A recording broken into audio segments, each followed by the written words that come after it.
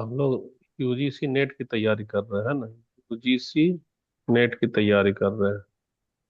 और इसके तहत हमारा क्या चल रहा है, पेपर वन। और पेपर वन में क्या नाम है हमारा टॉपिक का, पेपर वन में पहले तो यूनिट वन रखो। यूनिट वन, तो यूनिट वन का हमारा क्या नाम है, टीचिंग एप्टीट्यूड। एप्टीट्यूड।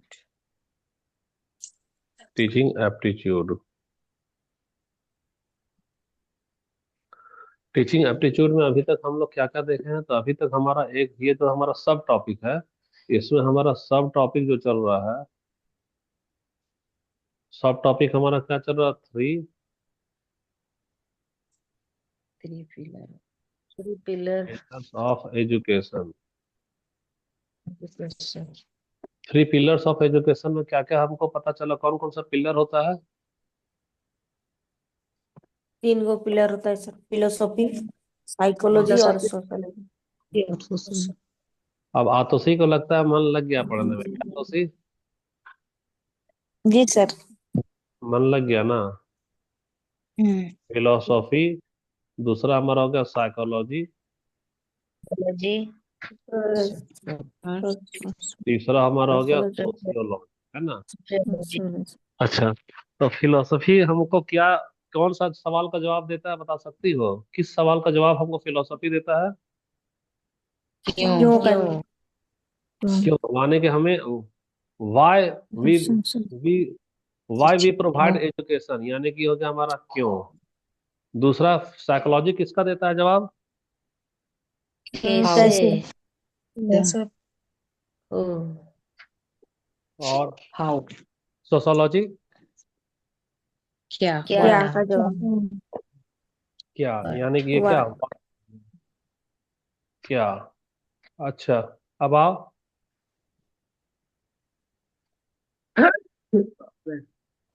परेशान हो गए। तो फिलॉसफी है, यहीं से जब दर्शन हमको समझना है, तो यहीं से हमको देखना शैक्षिक अवधारणा देखना है, क्या देखना है, शैक्षिक अवधारणा। शैक्षिक अवधारणा। क्योंकि यह तो दर्शन से न जुड़ा है। कोई भी अवधारणा जो है ना, उसका जन्म दर्शन से ही होता है। जैसे देखो, जैसे बोला गया है क्या, कि हमें मंदिर में जाना है और पूजा करना है, तो हिंदू के लिए एक दर्शन हो गया। पांचों वक्त नमाज अदा करना है, तो इस्लाम में यह क्या हो गया, एक दर्शन ना हो गया। उसी तरह से दर्शन। शिक्षा का भी एक दर्शन है, कि शिक्षा हमें क्यों देनी चाहिए, तो उसका अवधारणा है ना। अवधारणा है, इसीलिए तो शैक्षणिक अवधारणा बोलेंगे, फिलोसॉफिकल स्कूल्स बोलते हैं इसको। तो शैक्षणिक अवधारणा में पहला नंबर क्या है हमारा, बता सकती हो, आदर्शवाद। आदर्शवाद। आदर्शवाद। ये हो गया हमारा आदर्शवाद। वाद। आदर्शवाद को हम, आइडियलिज्म। अच्छा रिकॉर्डिंग नहीं हो रहा है क्या, हो रहा है, और हाँ। ऐसा। ये हो गया हमारा आइडियलिज्म। आइडियलिज्म। हम जैसे जैसे लिखे हैं वैसे वैसे ही लिखना है, नहीं तो फिर आदर्शवाद को भूलने में भी 2 ही दिन लगेगा, भूल जाओगे फिर। जी। तो कोई भी पूछेगा कि आदर्शवाद पे आप क्यों पहुंच गए भाई, आपको तो टीचिंग एप्टीट्यूड पे रहना था, तो तुम बोलना कि आदर्शवाद एक शैक्षिक अवधारणा है, जो दर्शन बताता है कि शिक्षा का दर्शन क्या होना चाहिए।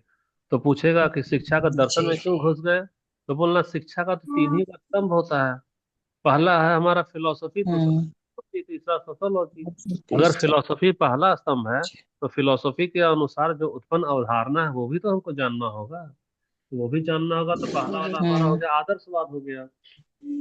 तो आदर्शवाद तो समझा दिए। अब हमारा आदर्शवाद के बाद में अभी का टॉपिक है, तो आदर्शवाद क्या वो तो बता दिए। अब क्या बताएंगे, तो अब हम लोग बताएंगे शिक्षा में आदर्शवाद का क्या महत्व है। शिक्षा में आदर्शवाद का क्या भूमिका है, ये हमारा अभी का टॉपिक है। यानी ये पूरा क्लास डेडिकेटेड होगा कि शिक्षा में आदर्शवाद की क्या भूमिका है। क्यों, आदर्शवाद तो पढ़ लिया, अब शिक्षा में कैसे इस्तेमाल करोगे। तो शिक्षा में कैसे इस्तेमाल करोगे, तो चलो कोई बता सकता है कि शिक्षा में कैसे इस्तेमाल करेंगे। अब हम लिखते जाते हैं, तुम लोग लिखते जाना है ना, साथ साथ में कॉपी पेन ले लो। जी सर। चरित्र का निर्माण करो। देखो,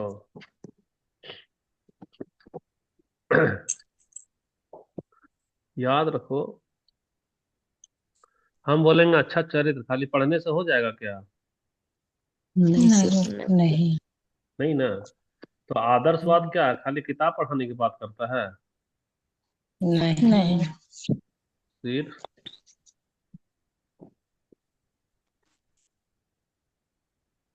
किताब पढ़ाने की बात नहीं करता है। खाली हम तुमको पढ़ा दे काम चल जाएगा हमारा, नहीं ना। बल्कि तुम लोग यूजीसी पास करोगे तो लेक्चरर बन जाओगी, टीचर बन जाओगी। तो टीचर बनकर क्या करोगी, शिक्षा ना दोगी? जी सर। तो बल्कि यह कहता है, क्या कहता है, तो तुम्हारे लिए एक ऑर्डर दे रहा है, क्योंकि तुम ही लोग ना टीचर बनने जा रहे हो। तो टीचर बनने जा रहे हो तो तुम्हारे लिए एक मैसेज है। पहला हम्म। वाला मैसेज क्या है भाई? तो शिक्षा का काम पैसा नहीं है कमाना। पहला वाला का कलर चेंज कर देते हैं।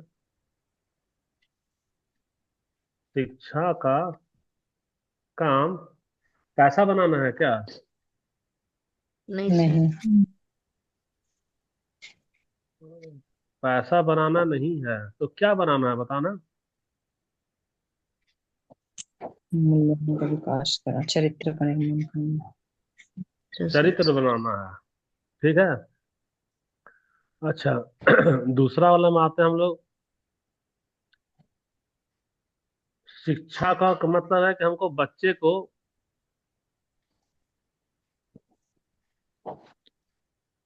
सही और गलत में अंतर समझा दो। सही और गलत में अंतर समझने में क्या बनाना है, बताना। सक्षम बनाना। क्योंकि रावण जब सीता का अपहरण कर रहा है, रावण को अगर रियलाइज हो जाता कि ये काम तो गलत कर रहे हैं, तो रावण कभी अपहरण करता क्या? नहीं। नहीं नहीं। ना। तो पूरी दुनिया से गलती करने वाले लोग गलती नहीं करेंगे जब उनका दिल में फील हो जाएगा कि हम ये जो काम कर रहे हैं वो तो गलत काम कर रहे हैं। दुनिया में लोग गलत हम्म। काम इसलिए नहीं करते हैं क्योंकि उनकी रुचि होती है, बल्कि अज्ञानता होती है। वो जो काम कर रहे होते हैं उससे उनको यह एहसास होता है कि वह काम तो वो सही कर रहे हैं, वह फर्क नहीं महसूस कर पाते हैं। देखो कई जगह घर पे सास को लास्ट में बहू लोग क्या करती है, टॉर्चर करती है। तो बहू को मालूम ही नहीं चलता है कि हम जो कर रहे हैं वो गलत कर रहे हैं। वो कहती है क्या, हम जो कर रहे हैं वो सही कर रहे हैं। गलतियां वहीं से होती है जहां तुम अंतर पहचानने में सक्षम नहीं होते हो। हम जो बोले तो कॉपी में लिख लेना, नहीं लिखोगे तो उड़ जाएगा दिमाग से ये उदाहरण, ठीक है। अब आप तीसरा वाला, दूसरा वाला किसी को डाउट है कि किसी को भी? भाई मौन धारण करने वाले बता दो, दूसरा में किसी को डाउट है क्या? नहीं सर। नहीं डाउट। डाउट तो नहीं। डाउट नहीं है सर। तीसरा है, एक शिक्षक होने के नाते तुम नैतिकता भी तो सिखाओगे ना। तो क्या सिखाओगे बताओ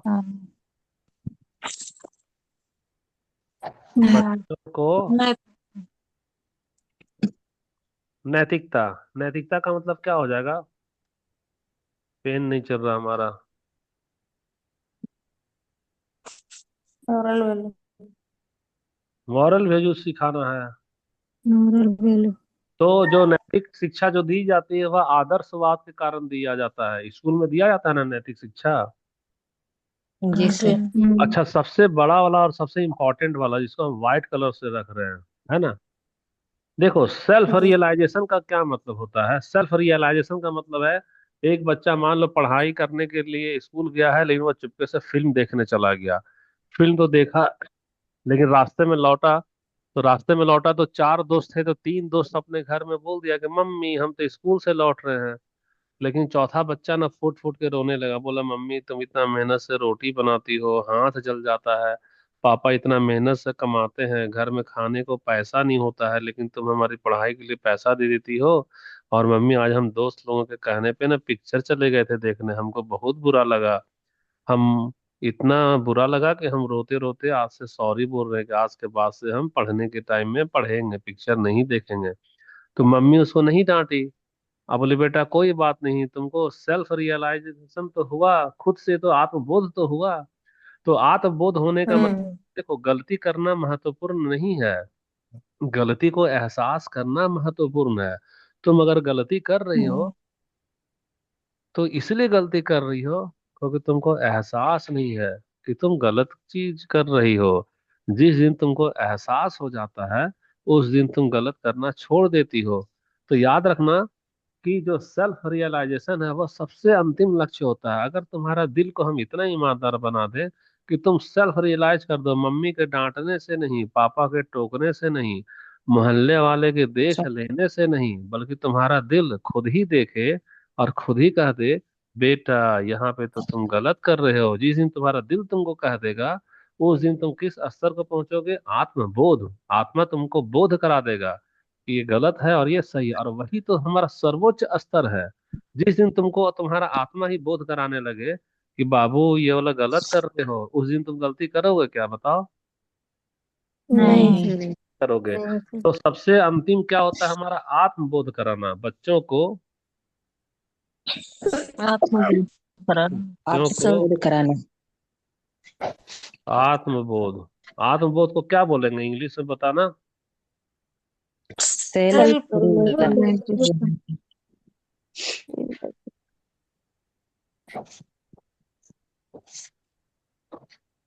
देखो, अब तुम कभी सोची थी कि शिक्षा में आदर्शवाद का इतना सारा भूमिका है, इतना सारा भूमिका होता है? तो ये जो हम लिखे हैं उसको क्या करोगे? तुम लोग कॉपी में लिखोगे कि नहीं लिखोगे? लिख लिए लिख लिए लिख हो? रहे लिख लिए सर।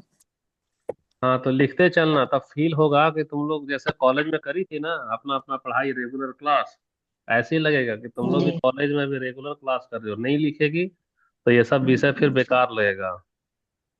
अब देखो तुम्हारे लिए हम स्क्रीन में सामने में कुछ रखे हैं। क्या रखे हैं सामने में?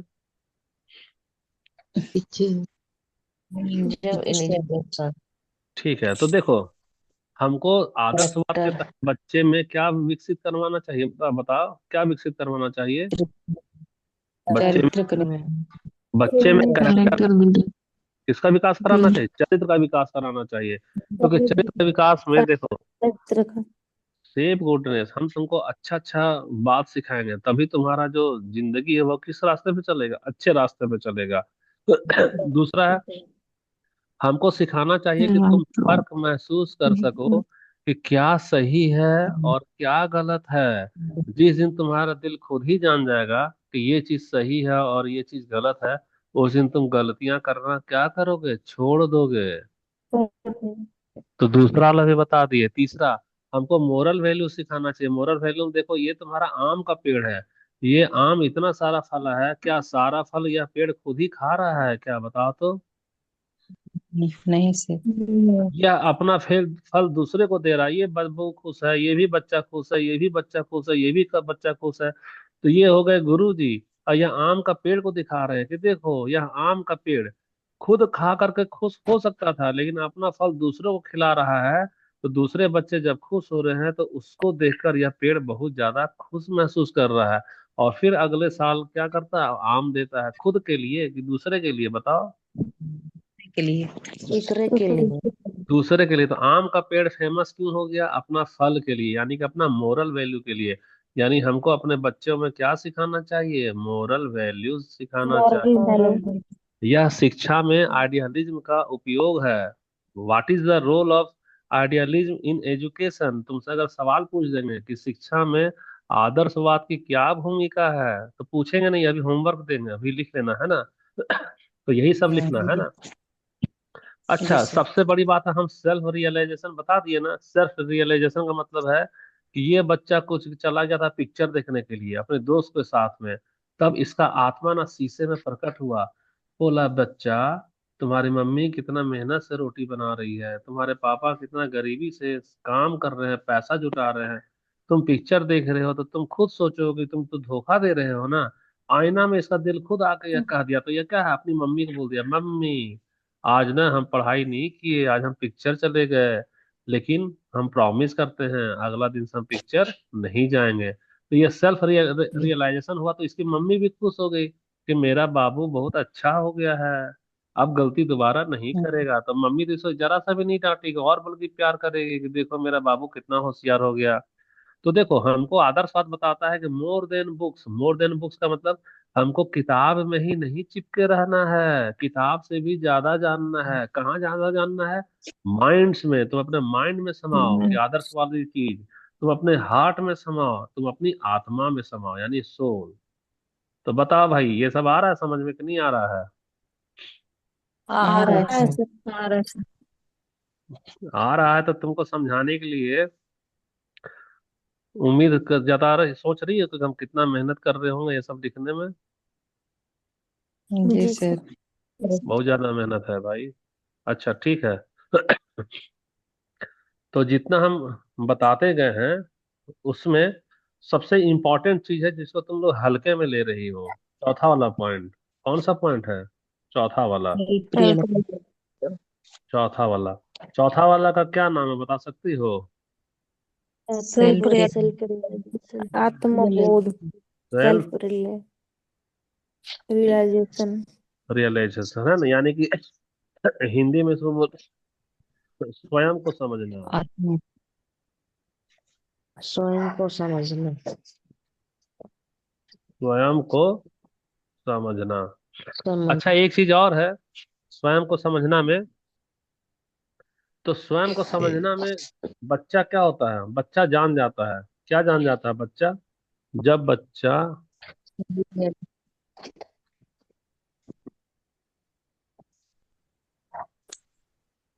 समझ चुका होता है। क्या समझ चुका होता है जानती हो? मैं कौन हूँ। मैं कौन हूँ तो जान जाएगा कि मैं वही हूँ जिसके जी। पापा मजदूरी कर रहे हैं, जिसकी मम्मी बहुत मेहनत से रोटी बना रही है, और मम्मी पापा हमको भेजे हैं पढ़ने के लिए। तो हम कौन हैं? तो हम तो छात्र हैं। क्या किए? तो पिक्चर गए। तो पिक्चर गए यानी हम तो छात्र नहीं रहे, और हम तो छात्र हैं यानी हम अगला दिन से पिक्चर नहीं जानेंगे। तो बच्चे को जानना जरूरी जी। होता है कि मैं कौन हूँ।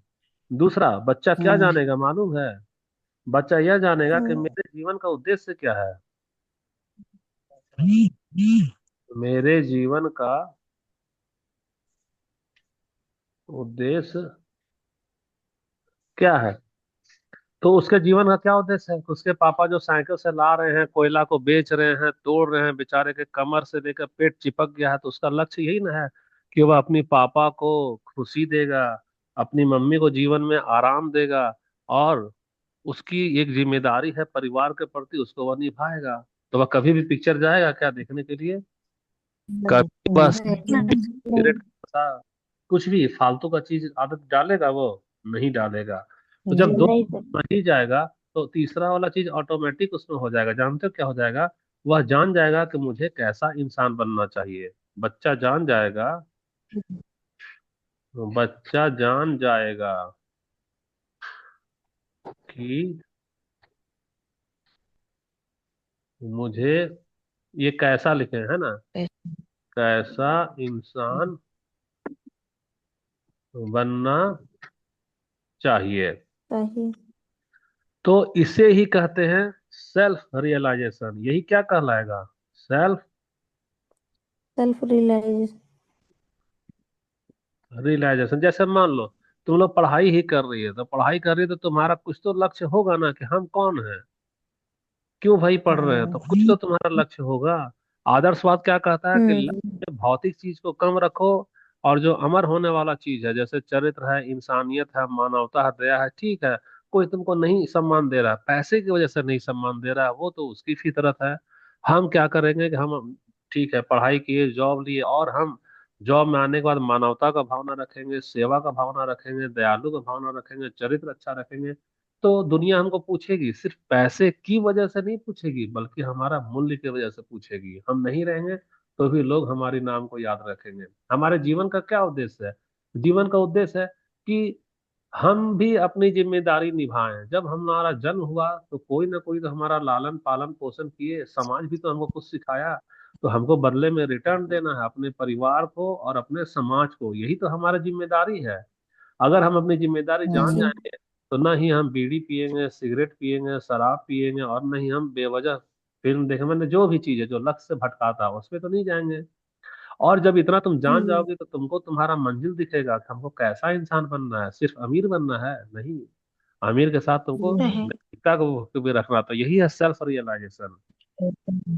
तो आदर्शवाद का यही लक्ष्य है। क्या है लक्ष्य आदर्शवाद का? Self realisation. तो यही आदर्शवाद का जी। लक्ष्य, यही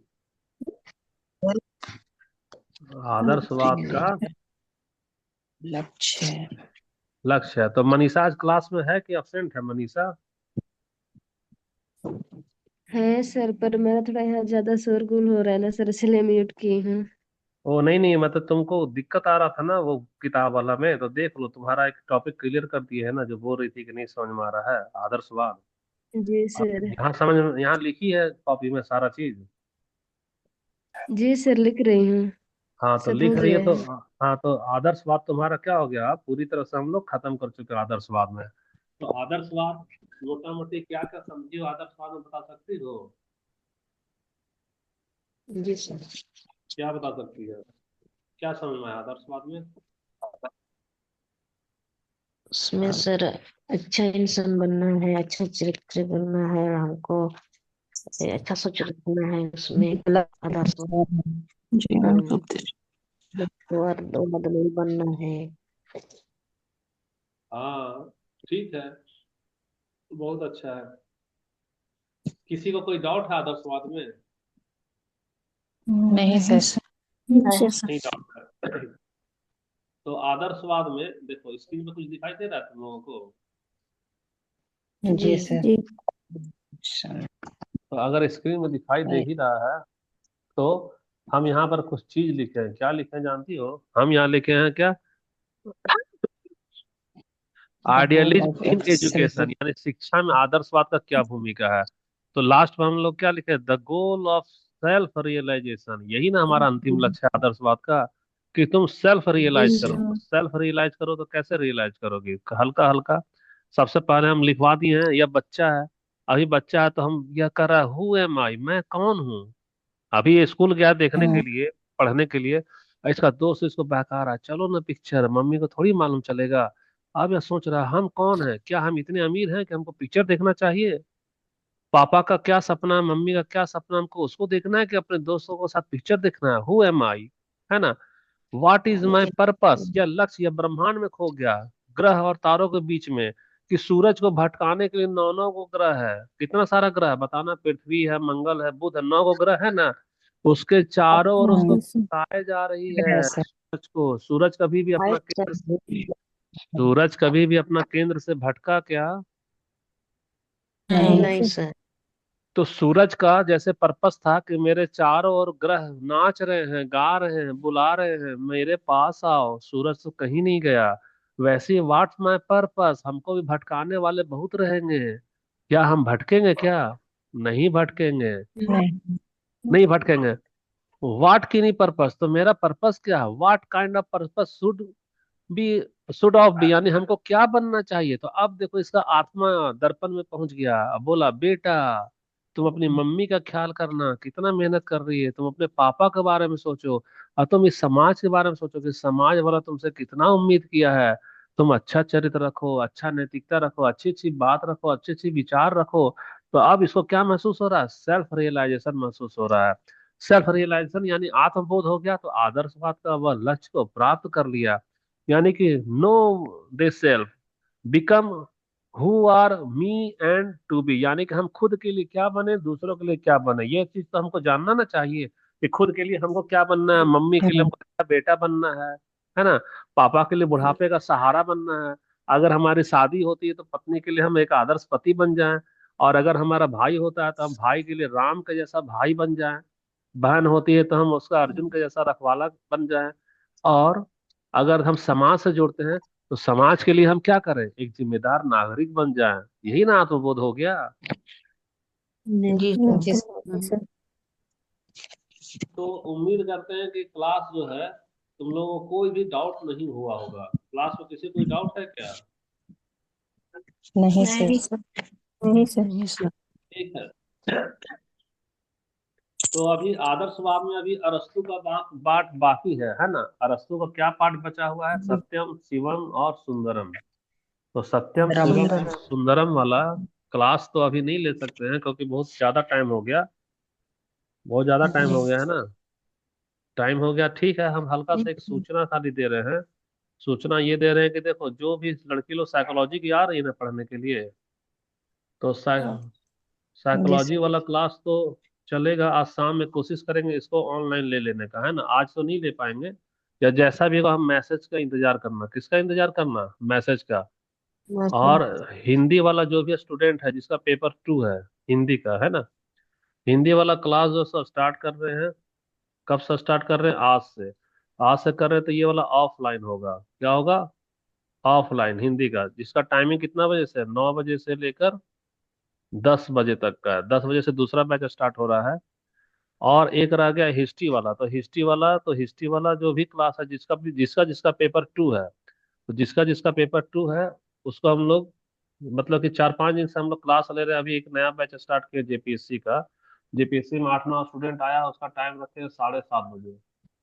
7:30 AM से कितना बजे तक चल रहा है हमारा? 9 बजे तक में चल रहा है ये वाला क्लास। 9 बजे तक।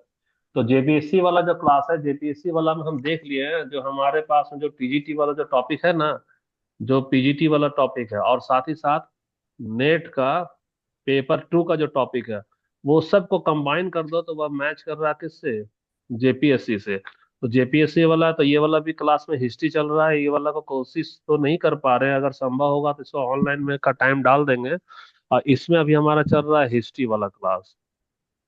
तो ये तुम्हारे लिए मैसेज है, जब ऑनलाइन में आएंगे तो जिसको जुड़ना होगा वो क्या करना, चाहो तो जुड़ सकते हो। रूल बस यही है कि हर एक दिन क्या करना होगा, होमवर्क के रूप में कॉपी को भेजना होगा। नहीं भेजोगे तो कोई फायदा नहीं होगा।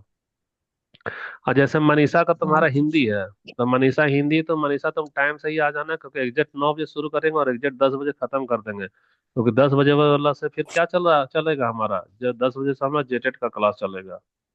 लेट नहीं करना। और बाकी तुम लोग जी अपना सर। अपना वो कर लेना, क्या बोलते हैं, ग्रुप में जमा करो जो अभी हम नोट्स लिखवाए हैं ना ग्रुप में। जी। जी। तो ग्रुप में नोट्स लिखवाए हैं, तो ग्रुप वाला में नोट्स को क्या करना, जमा करना है। जी सर। लेट नहीं करना, ठीक है। ठीक है, रखते हैं, टाटा बाय बाय। जी सर। बाय।